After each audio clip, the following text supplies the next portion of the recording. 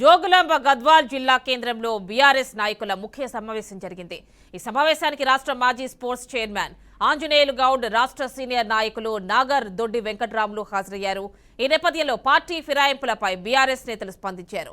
10 ఏళ్లలో చేసిన అభివృద్ధి కనిపించలేదా అంటూ పార్టీ మారిన నేతలపై ఆగ్రహం వ్యక్తం చేశారు.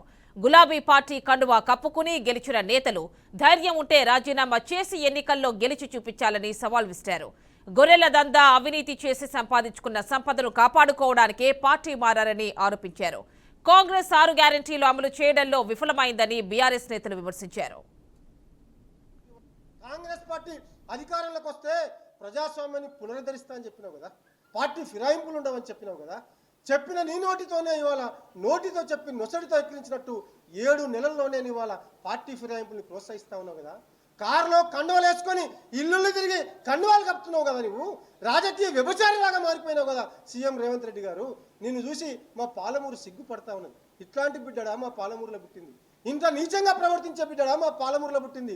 రాజకీయంగా ఇంత దిగజారి ప్రవర్తించేవాడా ఈ రాష్ట్రానికి ముఖ్యమంత్రి అయిందని చెప్పి మా పాలమూరులో ఉన్న బుద్ధిజీవులు, జ్ఞానవంతులందరూ కూడా ఇవాళ ముక్కున వేలేసుకుంటా ఉన్నారు. ఇదేనా నీ ప్రవర్తన?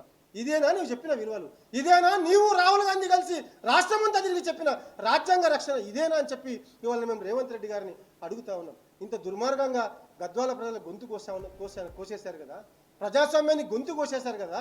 ఇదేనా న్యాయం అని చెప్పి రేవంత్ రెడ్డిని ఇవాళ ఈ సందర్భంగా నేను ప్రశ్నిస్తా ఉన్నా. ఇదే గద్వాలకు వచ్చి ఎన్నికల సభలో నువ్వు మాట్లాడింది ఏంది? నీవేం ప్రగల్భాలు పలికినావు అన్నాడు.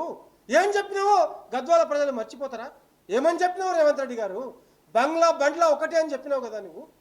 బంగ్లా బండ్లా ఒక్కటే, మీరు బంగ్లా బండ్లను ఓడించండి, బంగ్లా బండ్ల కుట్రలు చేస్తా ఉన్నారు, ప్రజలను అంచేసారు, ప్రజల మీద ఉక్కుపాదం మోపారని చెప్పి నీ నోటితో చెప్పినావు కదా రేవంత్ రెడ్డి గారు.